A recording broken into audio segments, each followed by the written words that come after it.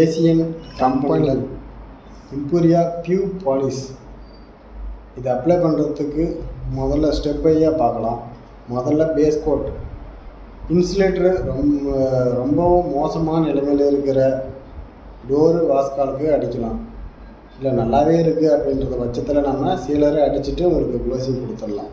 இப்போ நம்ம சீலர் தான் பண்ண போகிறோம், வாங்க பார்க்கலாம். இதுதான் அந்த எம்போரியா சீலர். எம்ஆர்பி பார்த்தீங்கன்னாங்களா 1300 சில்லற வரும். உங்களுக்கு அதோட குறைவாகவே விலையிலே கிடைக்கும். எப்பவுமே டோர் அடிக்கும் போது நீங்கள் 4 பக்கமும் ஃபஸ்ட்டு அடிச்சிடணும். அதுக்கப்புறம் தான் நீங்கள் ஹரிசாண்டல்லே அடிக்க ஆரம்பிக்கணும்.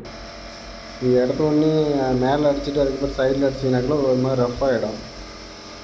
மெட்டீரியல் எப்பவுமே ஈவனாக விடணும். நீங்கள் அதிகமாக விட்டீங்கனால அது ஒரு மாதிரி திக்காகவும் டோர் கெட்டு போகிறதுக்கு வாய்ப்பு இருக்குது. பாலிஷ் அப்படியே லேஸாக போடணும்.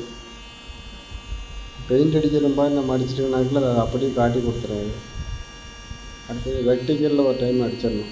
எப்பவுமே ஹரிசாண்டல் வெர்டிக்கலில் 2 டைம் அடிக்கணும்.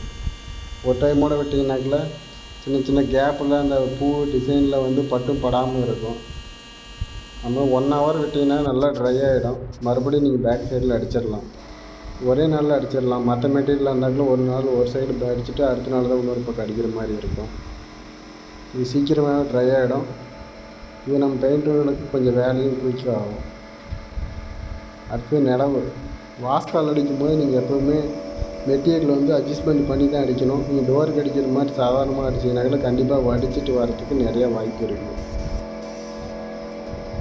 மெட்டீரியல் நல்லா டைட் பண்ணிட்டு ஏர் லைட்டை கம்மி பண்ணிட்டு வடியாமல் அடிச்சிங்கனாக்கில் நல்ல ஒரு ஃபினிஷிங் கிடைக்கும். நீங்கள் ப்ரெஷ்ஷில் ஒரு 5-6 போட்டு அடிச்சிங்கன்னா எந்த அளவுக்கு கிடைக்குமோ அது கண்ணில் ஒரே டைமாக அந்த ஃபினிஷிங் உங்களால் கொடுக்க முடியும். நல்லா நேக்காக அடிச்சிங்கன்னா போதும். ஒரு கோட்டை அடிச்சுட்டு அடுத்தது வந்து நம்ம டென்ட்டுக்கெலாம் வந்து பில்லர் பட்டி பார்க்க போகிறோம். மரம் என்ன கலரோ அதுக்கான கலர் வந்து ரெடிமேட்லேயே உங்களுக்கு எல்லா கடையிலையும் கிடைக்கும். பில்லர் கலர் பேர் சொல்லி நீங்கள் மரத்து கலர் தகுந்த மாதிரி வாங்கிக்க வேண்டியது. டென்ட்டுக்கெலாம் நீங்கள் சீலர் அடிச்சிட்ட பிறகு நீங்கள் வச்சிங்கன்னா மட்டும்தான் நல்லா கிரிப்பாகவும் பிடிக்கும், நல்லா இருக்கும். நீங்கள் சீலர் அடிக்கிறதுக்கு முன்னாடி வச்சிங்கனாக்கில் அது தனியாகவே தெரியும். கலர் மரமும் சேஞ்ச் ஆகிறதுக்கு வாய்ப்பு இருக்குது.